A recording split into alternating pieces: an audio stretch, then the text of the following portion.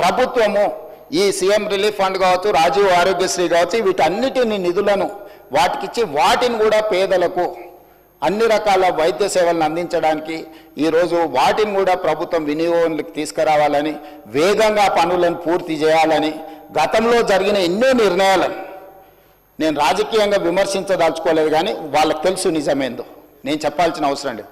కాబట్టి వీటిని సర్దిద్దుకుంటూ ఒక దారిలో పెట్టి ఒక ప్రయత్నం చేసి దామోదర్ రాజనరసింహ గారు ఎడ్యుకేషన్ అండ్ ఇంజనీర్, కానీ by nature is an doctor, social doctor. అంటే సామాన్య సోషల్ డాక్టర్ అంటే పేదవాడికి ఏం సమస్య వస్తుంది, ఆ సమస్యకు ఏం వైద్యం అందించాలని సంపూర్ణంగా అవగాహన ఉన్న దామోదర్ రాజనరసింహ గారిని నేనే స్వయంగా ఈ శాఖ మీరు నిర్వహించాలని పర్సనల్గా వారిని పిలిచి, ఎందుకంటే ఈ శాఖ చాలా విస్తృతమైన సబ్జెక్ట్, ఇదంత ఆశమాసిగా అర్థమయ్యేది కాదు. అర్థమైనా కూడా ఎవ్రీడే ఒక కొత్త ఛాలెంజ్ వస్తుంది.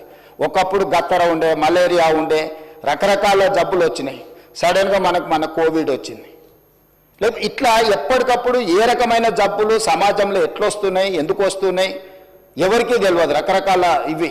అంటే ఈ ఛాలెంజెస్ని ఎప్పటికప్పటికి మంత్రితో పాటు అధికారులు కూడా ఎప్పటికప్పుడు నేర్చుకోవాల్సిన సబ్జెక్ట్.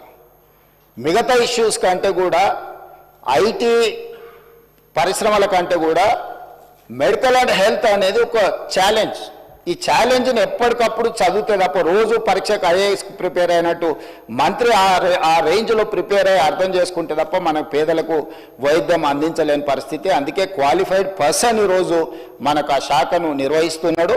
వారు ఇచ్చిన సూచనలు డెఫినెట్గా తప్పకుండా దాంట్లో ఏమేమి ప్రజలకు ఉపయోగపడుతుందో వాటన్నిటినీ స్వీకరిస్తాం. ఇంకా వారు చాలా మీటింగులు కూడా ఏర్పాటు చేసిండ్రు మంత్రి గారు. భవిష్యత్తులో కూడా ఈ అన్ని రిఫార్మ్స్ తీసుకురావాలనుకుంటున్నాం. ఇంకేమైనా సూచనలు ఇచ్చినా తప్పకుండా వాటిని ప్రభుత్వం తీసుకుంటుంది.